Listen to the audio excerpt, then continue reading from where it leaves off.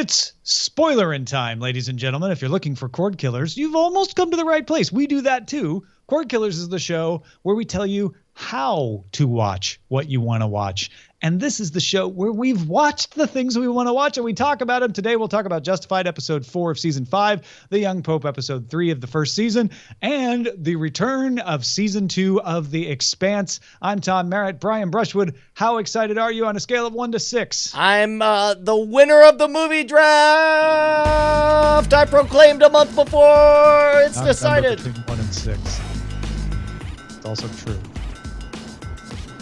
Dude, $699 million is what you're sitting on, Team DTNS. And I mean, I will hit 700 million this weekend. Sure.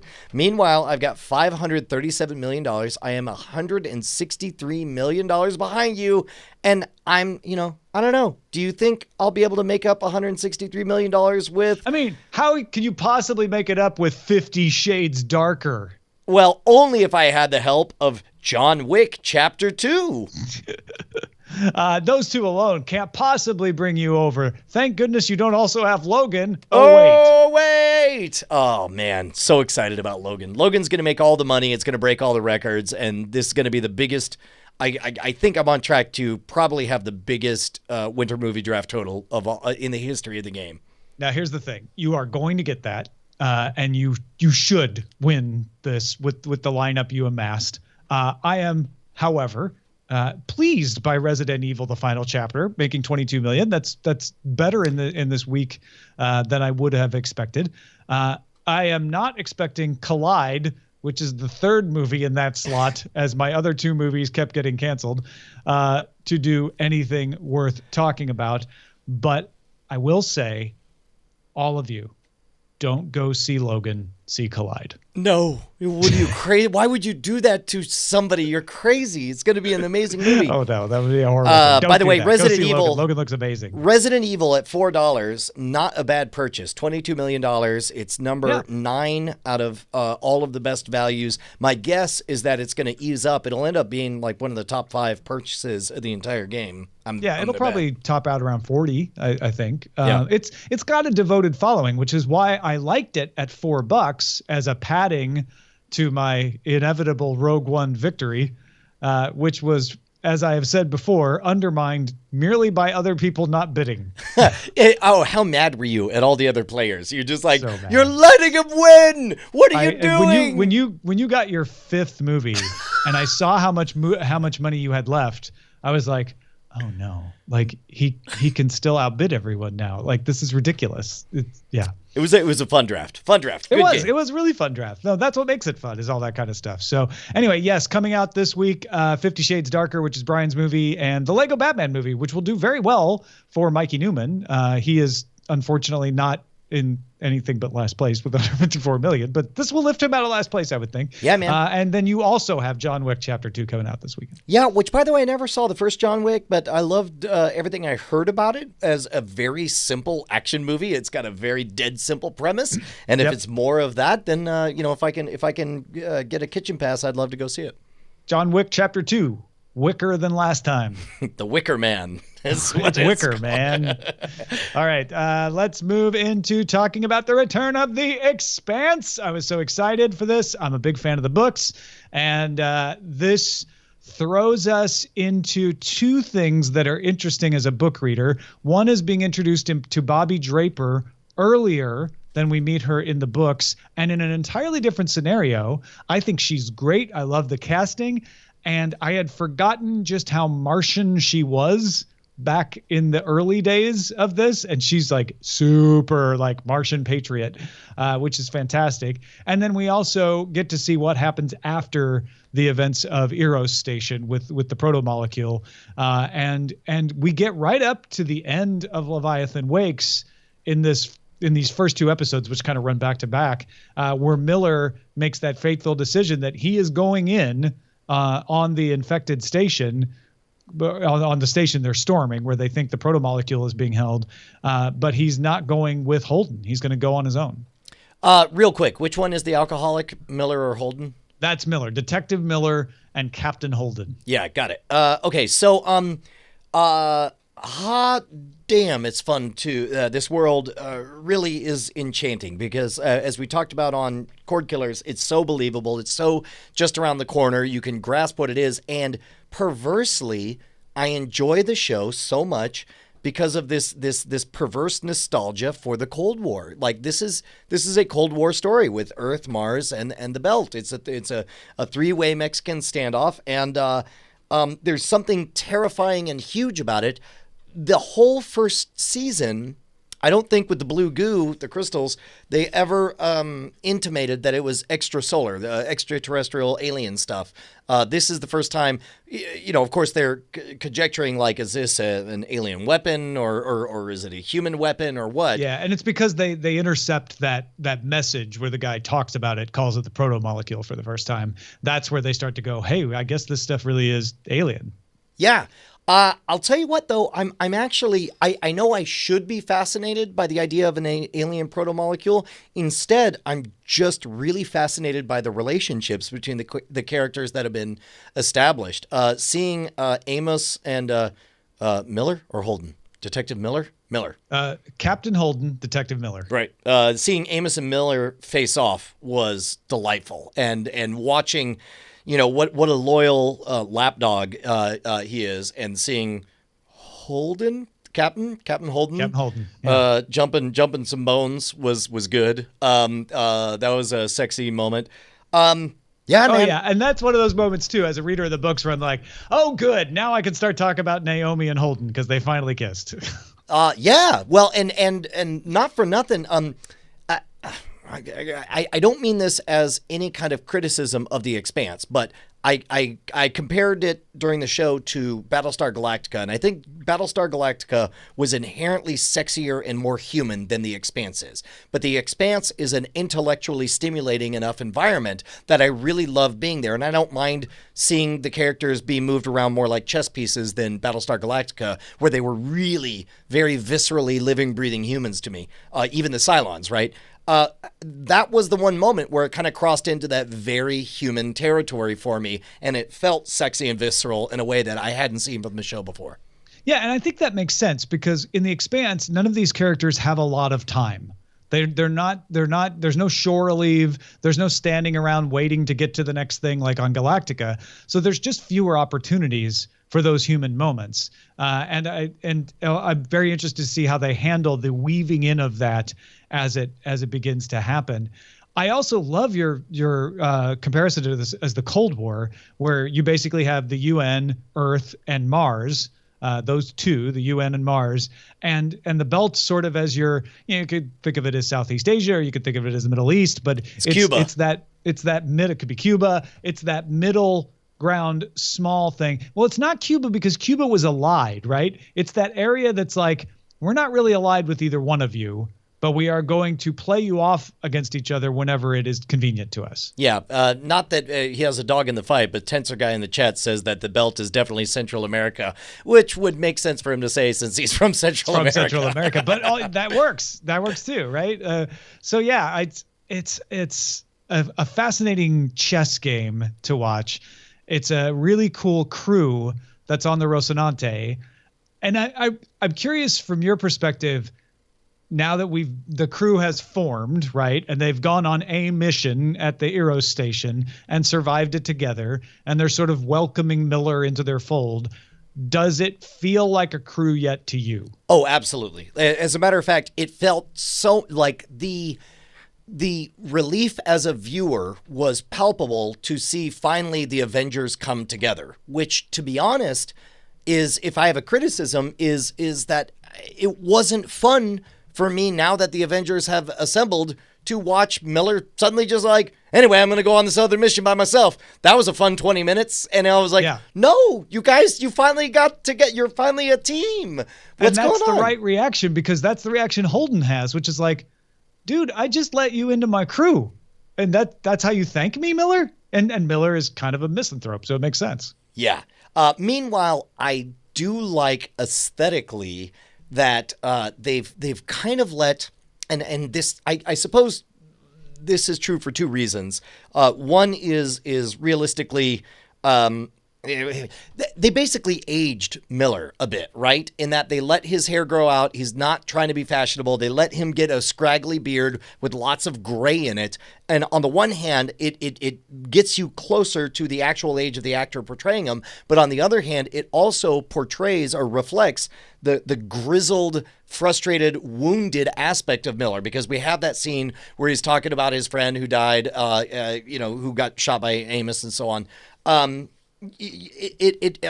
don't know. It seemed right. And just like I thought it was weird and enchanting the way they portrayed him in the first season.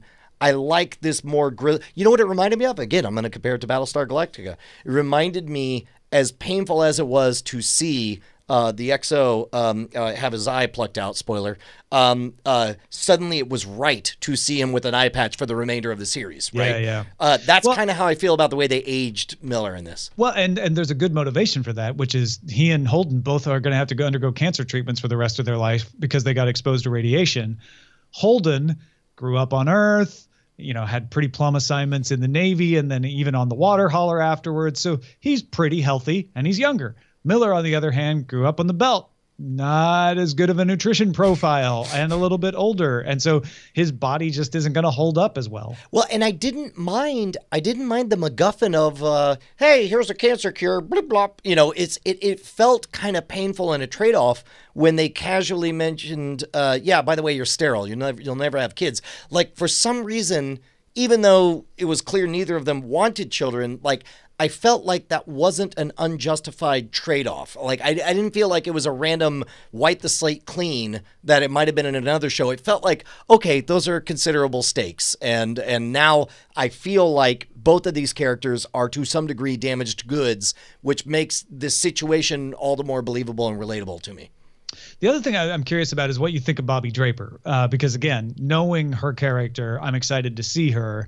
But her character introduced now is a new plot line. Yeah, you know what's funny is I don't actually perceive anything about her, the character. To me, every time she was on screen, it was a window opening for the first time. We're finally seeing the inside of Mars. And so, like, every time we see her, she's flipping on the simulation of what Mars is going to look like in 100 years once it's terraformed, which is heavy-handed for a character, but not at all heavy-handed in that definitely seems to embody the Martian ethos. The idea, Earth is very clearly about conservation. Mars is about transformation, and the belt is about expansion. They all have not mutually exclusive, but very clear motivations. And for the first time, we're getting to see the Martian motivation. Yeah, and I didn't even think about that. Avasarala gives you the Earth perspective, and of course you get plenty of belt perspective following the Rocinante around, but you really don't get as much Mars. You get a little bit of insight with that one ship in season 1, but you don't get nearly as much as you're getting with the Marines. And that's the beauty, is that you can see how all three poles in this tripolar Cold War, each one is right, but for a different reason. Like, yeah, you should expand forever, Belters. Yeah, you should take care of Mother Nature, Earth. Yeah, you should transform Mars into a livable paradise, Mars. It's I like that. It's and to be honest, that's the nice thing about it becoming clear that the blue crystals is alien, and that it's the one thing everybody can unite against to fight. And the proto-molecule, which is the blue crystals, is also a bit of a MacGuffin. And I don't think that's a spoiler to say. Like, this is a story about human societies. And so if you're worried, like, oh, is it going to turn into some weird alien story? Like, sort of. Like, it's not entirely a useless item, the proto-molecule, and it's going to do some really interesting things if it follows the book. But that it showing up and being sort of like, oh, it's alien, well, that's weird, is true to this. Like, everybody's more concerned with the balance of power. Right. Set design continues to be amazing. The world's very, very believable. I'm enjoying it an awful, awful lot. Yeah. All right, let's move along to the Young Pope. I know you watched 104 and 105. I started 104. Really, all I could say about 104, and this isn't a spoiler if you haven't watched 104, is I thought it was odd that they changed the music in the opening credits because they played that kind of soft music that's playing in the opening, and the whole thing with him moving along and winking at the end just didn't play well. Yeah. To me. That was a bit odd. Bryce, did you have a take on that? Did you particularly? I did notice that when they changed the music. I'll say that that's not a permanent thing, but it was I get the sense that because they're splitting these episodes into 2 hours every week, 2 separate hours. That they're kind of an A and a B to a right. Because movie. These all aired in Europe. These have already aired in Europe and are available on DVD. So my guess is that they were probably connected. Possibly. Okay. I don't know exactly, but they seem to be paired up. Like the first 2 episodes very much are a pair. Yeah. So. And I think once I started looking at it through that lens, I very much saw the same thing. And in fact, going at there's definitely a wrap up at 104, and going into 105, they're clearly setting up a new story. And I don't think this is spoiling anything for you, Tom. But there's a break where it just says between 104 and 105, where it says 6 months later, like you see, it's a bit like Battlestar Galactica, where it does that 5 years later jump, and it's like now you're encountering something else. Going all right, so back to 103, which we can actually talk about. This is, by all of my recollection, the Pope sort of getting put into the position to have leverage put over him. They're trying to get the guard's wife to seduce him. She doesn't want to do it because she likes him as a person, and also as the Holy Father. And the Pope is aware that this is what they're doing to him.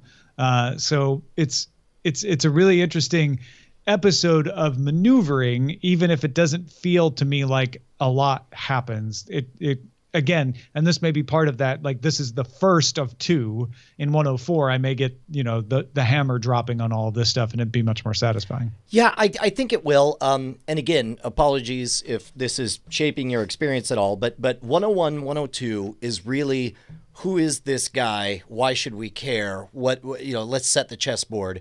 103, 104, like 103, you see the beginning of the jockeying to get leverage over him. 104, you see the conclusion of how that plays out. 105 is where I'm at right now, and I just started 106, but 105 is just a totally separate adventure. It's at a different time in the future, and it's about, to be honest, it reminds me a little bit of Voltron. It's like there's a new big mecha bad so like guy. 6 cardinals come together to form a new young pope. Little bit. 105, 106 is very much like a new adversary. It's like, hey, we're gonna play. You and me are gonna face off. And weirdly, much like Frank Underwood in House of Cards. There's a lot to not like about this young pope, but you find yourself cheering for him. I know there are a couple of frustrated people out there saying, hey, it says 103 on your screen. Why do you guys keep insisting on talking about not 103? Mainly because not a lot happened in 103. Exactly. That's exactly what I was going to say. It's like, all the things I can say about 103 are things I've already said about 101 and 102, which is like, I love the depth of the Secretary of State, and he gets even deeper. We learn even more about him, and the Pope even sees into his insight and sees what is going on with him and why he takes care of that young man. And the Pope hardens more and berates the woman who he tried to help by bringing the casket of her friend so she didn't have to leave the Vatican, and then berating her for crying because Catholics don't cry if they have faith, and showing that he is a very hardcore old-fashioned conservative. I guess the other major event that happens in 103 is his insistence on not only going after pedophiles, but expanding that to include driving out homosexuals, which is not only hardline, but also really difficult, because how do you prove that? Well, especially, and you see what happens is all of a sudden everybody starts confessing very specific, explicit sexual exploits with females. I totally like women, Father. Please forgive me. So the time I had, say they're like bags of sand. They're beautiful. Yeah. Well, I do like the conversation. I think it's 103 and not 104, that he has with the Secretary of State, with Voello, right next to the statue of the Venus that Voello earlier confessed to having impure thoughts about. Yeah. All right, let's finish up with Justified episode 4, season 5. This reminded me that, gosh, there's so much going on in these episodes. I don't think we even mention all the different things that happen, because there was almost a cliffhanger at the end of the last one with Dewey. That's right, where he says, "Oh, Dewey, he didn't do wrong by me; he did wrong by you." The implication being that you're going to have to clean it up. And so we begin with Dewey clumsily trying to perform an assassination in classic Dewey fashion, half-assing it, and eventually having that weird Three's Company-esque moment where a Boy Scout runs across him, and he's like, "Oh, my head. Golly, don't come up here and see Messer is still alive." Yeah, right. And then Dewey ends up succeeding by abandoning Messer in that way. Well, just not because of his own efforts, just because of dumb luck that Messer just runs out of time. Well, it's not entirely clear that Messer's dead, though. He's abandoned and dying. No, because the cops show up and find him dead. Oh, that's right. That's right. At Okay, the end of the episode. But it's not clear for most of the episode, though. Yeah, the scene definitely sets up that it might be trouble. And meanwhile, how did you like the little brief sojourn into Orange is the New Black featuring Ava Crowder? Yeah, I don't know. Danny Strong, who plays the cop who tries to get some leverage over Ava, was in Gilmore Girls. Yeah. So mostly what I thought, it was like, hey, it's the guy from Gilmore Girls. It's hard for me to believe him as a bad cop, but okay. And that's not really his fault, I guess. But that whole thing just seemed odd, and I can only assume that it's setting me up to know the stronger female cop better, because Ava must be going to do something with her in the future. Not gonna lie, the female cop giving that guy the business was pretty great. That moment where he's like, she's untouchable and she just beats the crap out of him was pretty good. Yeah, protected. That's right. Meanwhile, what else? What was the other plot line we had? We've got Boyd, who comes under Raylan's thumb because Raylan wants him to tell him where Messer is. And so he gets Raylan to hand over some information, or gets Boyd to hand over some information. We really don't make a lot of progress on the Boyd assassination story, other than the banker guy getting a severed hand at the beginning of the episode. Yeah, which apparently is good enough for him to buy that Boyd is dead, at least for the moment, but he doesn't back down from wanting to cause trouble for Ava. Meanwhile, we also got a little bit of advancement about, Raylan continues to play with fire with the social worker, which I wish I understood more of his motivations besides getting some, which again, I think they've it's already mostly established. Getting some. Yeah. I mean, they've already established that he's a chaser. But yeah, I don't know. And the part that I feel like we were remiss in not mentioning last week was when Boyd calls the informant that the hooker had given him the information on and says, "Well, hello, Johnny." We set up a little subplot there of Johnny being unmasked, even though Boyd knew that he was corrupt, as the person who is actively undermining Boyd. And so now we've got that whole face-off going on where Johnny is actively battling Boyd out there, while Wynn Duffy, who encouraged Johnny to do it, is approached as by somebody who wants information out of him, and is named by the Canadian who has been caught up in Detroit. And Art gets called up to Detroit, and it learns that incorrectly that Raylan was under the thumb of the Tonin. Is it flatly stated or just intimated? Because he kind of talks around it. He was like, "Oh, Tonin said he had a lawman under his thumb, and I guess you can guess who it is. I don't know." No, it's very clearly him saying Tonin had a lawman in his pocket, and it's Raylan. I don't think he names Raylan because he doesn't know Raylan's name, but it's very clear. Like, Art's like, well, it's not anybody else. I know who it is. It's a marshal, and it's somebody who knew Tonin. It's Raylan. And of course, the Detroit supervisor very kindly says that the speakers weren't working. I didn't hear anything. He says it doesn't look like anything to me. Yeah. When presented with the evidence. And then strips down and goes downstairs. Yeah, exactly. I'm a little frustrated with that because a few times we've skated the line of Raylan's gonna appear to be corrupt and he's gonna have to face the music, and they've never done it, right? Like there is a thing that Raylan did by taking money out of evidence that is clearly prosecutable and should have been followed up on, and Art didn't do it. This one, Raylan walked the line fairly well. Like, if he's guilty of anything, it's not passing along knowledge, but he didn't actually do anything. Well, he didn't pull a trigger. All he did, if anything, was turn a blind eye. Here's the problem for me with where we're at right now on Justified, and maybe they'll fix it. But spoilers of The Shield incoming. With The Shield, Vic Mackey was not only guilty by the law, but by the end of the first episode, he was guilty and damned in my heart. He was poison, and it was about the trap folding on him. Spoilers for Breaking Bad incoming. Walter White was somebody who we saw start off pure, and we watched the corruption of him. And by the end, he was damned and it was clear. Raylan is a different animal in that he's kind of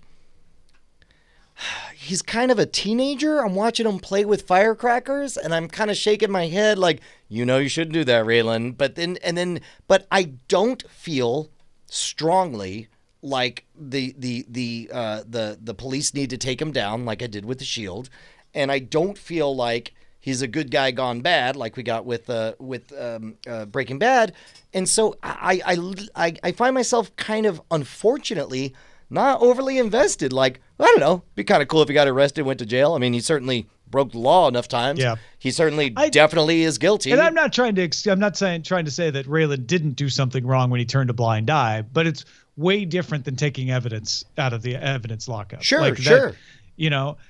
To me, the interesting thing about Raylan is he is a bad guy.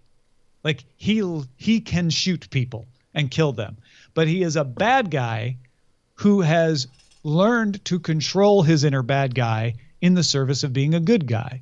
And so in the end, even though he's got natural bad guy inside, he has turned himself into a good guy, and he walks that line very well. But here's the problem. When he goes bad, it's not his inner bad guy getting him in trouble.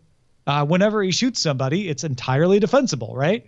When he goes bad, it's that teenager stuff you're talking about. And the interesting thing to do with him, to me, would be to have him getting in trouble for that stuff, which you're like, no, that's actually not the problem with Raylan. He shouldn't be punished for that. That's just kind of dumb. But they never punish him for that. And they also never punish him for the shooting. So you just kind of assume, like you're saying, you start to feel like, well, Raylan just kind of gets by. Like, he's never going to get in trouble. So here's the thing. Gambling Man points out in the chat, he says, it's not an anti-hero show, Brian. It's he's the good guy. The problem is, if he is our good guy, it seems like I should love him more than I do. I like him. Wouldn't want. Well, maybe you and him just don't have chemistry. I mean, maybe, but because I love Raylan. I don't have that problem. I just think it would be more interesting if the good guy that he is gets in trouble for the wrong things, where you're like, hey man, this is the good guy. He shouldn't be getting in trouble for that. He was doing it for the right reason. Tammy Tonin deserved that. I guess, Nikki deserved that. I guess that's it, is Raylan's a good guy, and I think I want him to be a great guy. And as a result, I see his flaws more than I see, his shining. And if he were getting in trouble for those flaws and fighting against it, that would be more interesting than what you have, which is not much of at least right now, you have what I think is the most interesting story Justified has told so far, but Raylan is not imperiled by it until this thing with Art. But we've been led down that road so much before that I'm not worried about him. I'm like, well, Art will protect him, I guess, because he always has. So here's my current frustration is you have two characters in the yin and yang in this show. You have a white knight with a black splotch on him in Raylan, and you have a black knight with a streak of white of white supremacy in Boyd Crowder.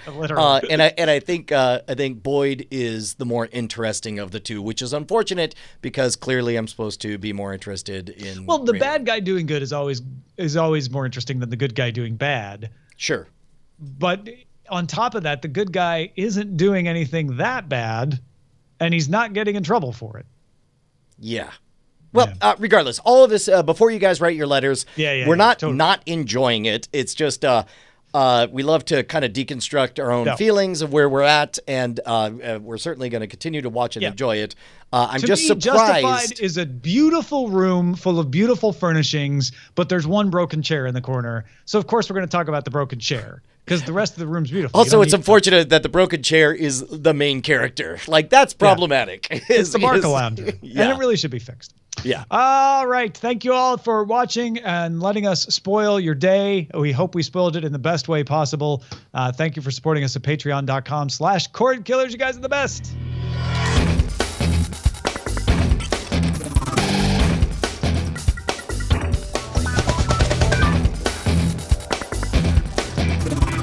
Diamond Club hopes you have enjoyed this program.